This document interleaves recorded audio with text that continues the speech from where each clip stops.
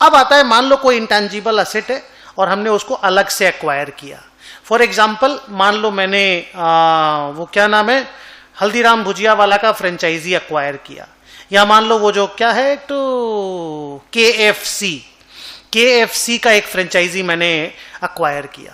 तो हम अपनी बुक्स में कैसे रिकॉर्ड करेंगे? आंसर इज सिंपल, जो कॉस्ट उस असेट को रेडी करने में, उस लोकेशन एंड कंडीशन में पहुंचाने में लगा कि वो असेट, मैनेजमेंट जिस तरह से उस असेट से काम लेना चाहता है वैसा काम ले पाए, उस तक पहुंचाने में जो जो कॉस्ट इनकर हुआ, identify those cost, add them and find the cost of the intangible asset.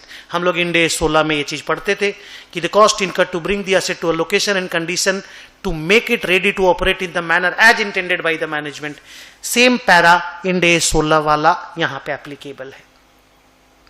Next, अगर एक इंटेंजिबल असेट बार्टर सिस्टम पे हमने एक्वायर किया, ये भी इंड AS 16 में हमने पढ़ रखा है, सेम रूल है, फिर भी मैं रूल एक बार रिपीट कर देता हूं। बार्टर सिस्टम में अगर हम असेट एक्वायर करते हैं, इंटेंजिबल असेट लिए, बदले में मान लो कोई टेंजिबल असेट, कोई शेयर, कुछ भी दे दिए, तो कहानी ये है, अगर ट्रांजैक्शन में कॉमर्शियल सब्सटेंस है तो फेयर वैल्यू यूज करेंगे, अगर ट्रांजैक्शन में कॉमर्शियल सब्सटेंस नहीं है तो कैरिंग अमाउंट यूज करेंगे असेट रिकॉर्ड करने के लिए। मतलब कि इंटेंजिबल असेट मेरी बुक्स में आएगा और जो असेट मैंने दिया, मैं नाम बोल रहा हूं असेट गिवन, वो क्रेडिट हो जाएगा। अगर ट्रांजैक्शन में कॉमर्शियल सब्सटेंस है, याद है किसको बोलते हैं कॉमर्शियल सब्सटेंस? कि कंपनी का कैश फ्लो का अमाउंट, टाइमिंग और रिस्क। अगर इस असेट के एक्विजिशन के पहले और बाद में बदलने वाला है, माने पहले जो था और बाद में बदलने वाला है, तो हम लोग बोलेंगे ट्रांजैक्शन में कॉमर्शियल सब्सटेंस है, अदरवाइज कॉमर्शियल सब्सटेंस नहीं है। कॉमर्शियल सब्सटेंस अगर रहा तो फेयर वैल्यू पे असेट रिकॉर्ड होगा।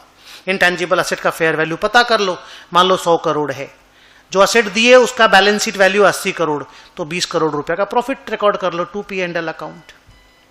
अगर कॉमर्शियल सब्सटेंस नहीं है तो जो असेट दिए, कैरिंग अमाउंट उसका जो है, उसी दाम में इंटेंजिबल असेट अपने बैलेंस शीट में रिकॉर्ड कर लेना। The transfer will take place at carrying amount. ये सेम है जो हम लोग इंड AS 16 में पढ़ते थे। नाउ वी आर टेकिंग कि अगर कोई इंटेंजिबल असेट गवर्नमेंट ग्रांट के थ्रू से मेरे पास आया है, मतलब गवर्नमेंट ने मुझे वो असेट दिया, या तो बोल दो, या फिर मैं उस असेट को जब अक्वायर किया तो मुझे सरकार ने किसी तरह का ग्रांट दिया। इंड AS 38 और इंड AS 20 दोनों सेम बात बोलता है। इंड AS 38 तो यही बोलता है जो इंड AS 20 में बोला हुआ वो फॉलो कर लो। फिर भी इंड AS 20 में रिपीट कर देता हूं कि हम उस असेट को फेयर वैल्यू पे रिकॉर्ड करेंगे और ग्रांट को अलग से लायबिलिटी, डेफर्ड गवर्नमेंट ग्रांट बोल करके रिकॉर्ड कर लेंगे। मतलब असेट अगर 100 करोड़ की है और सरकार ने मुझे 40 करोड़ का ग्रांट दिया, असेट 100 करोड़ असेट का फेयर वैल्यू है और ग्रांट को लायबिलिटी साइड में रिकॉर्ड कर लिए। दूसरा ऑप्शन है, हम असेट को 60 करोड़ में भी रिकॉर्ड कर सकते हैं, record the asset at net amount. और ये दोनों में से कोई भी ऑप्शन आप फॉलो कर सकते हो, इसमें कोई अलग से कोई स्ट्रिक्ट रूल नहीं है कि आपको यही करना है, ऑप्शन है।